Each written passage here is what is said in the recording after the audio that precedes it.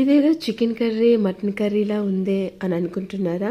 కాదండి, అచ్చంగా ఇది మన పనస ముక్కల కూర. టేస్ట్ అయితే చాలా బాగుంది. వెజ్ వాళ్ళకి నాన్ వెజ్ టేస్ట్ని తీసుకొస్తుంది. ఈ కర్రీ కోసం స్టవ్ ఆన్ చేసుకుని 2 నుంచి 3 టేబుల్ స్పూన్లు ఆయిల్ వేసుకోండి. ఇందులోకి జీలకర్ర, బే లీఫు, 3 నుంచి 4 లవంగ మొగ్గలు, ఒక చిన్న అనాస పువ్వు వేసుకొని దోరగా వేయించుకోండి. ఇందులోకి ఒక పెద్ద సైజు ఉల్లిపాయ, 2 నుంచి 3 పచ్చిమిర్చి వేసుకుని దోరగా వేయించుకోండి. ఈ మసాలా కోసం ఒక చిన్న 2 టమాటా, అల్లము, వెల్లుల్లి, జీలకర్ర, ధనియాలు, అలాగే లవంగాలు వేసుకుని ఒక 3 నుంచి 4 జీడిపప్పు పలుకులు వేసుకుని మెత్తగా గ్రైండ్ చేసుకుని ఇందులో వేసుకుని ఇలా ఇక్కడ చూపిస్తున్న విధంగా ఉప్పు, కారం, పసుపు వేసుకుని దోరగా వేయించుకోండి.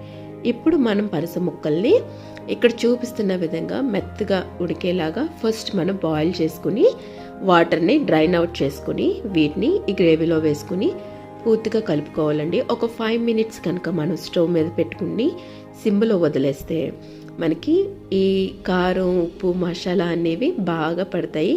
ఇప్పుడు మనం కొంచెంగా ఒక చిన్న గ్లాస్ వాటర్ని యాడ్ చేసుకుని పూర్తిగా కలుపుకొని ఒక 15 to 20 మినిట్స్ మనం లో ఫ్లేమ్లో కనుక కుక్ చేసుకుంటే చాలా బాగుందండి. నిజంగా చెప్తున్నాను, నాన్ వెజ్ టేస్ట్ వచ్చిందనమాట. ఈవెన్ ఫస్ట్ టైం చేశాను, కానీ కర్రీ సూపర్ ఉంది.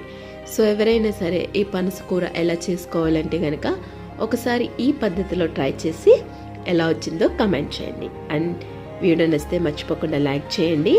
ఛానల్ని ఇంకా కనుక సబ్స్క్రైబ్ చేసుకోకపోతే కనుక సబ్స్క్రైబ్ చేసుకోండి. Thank you.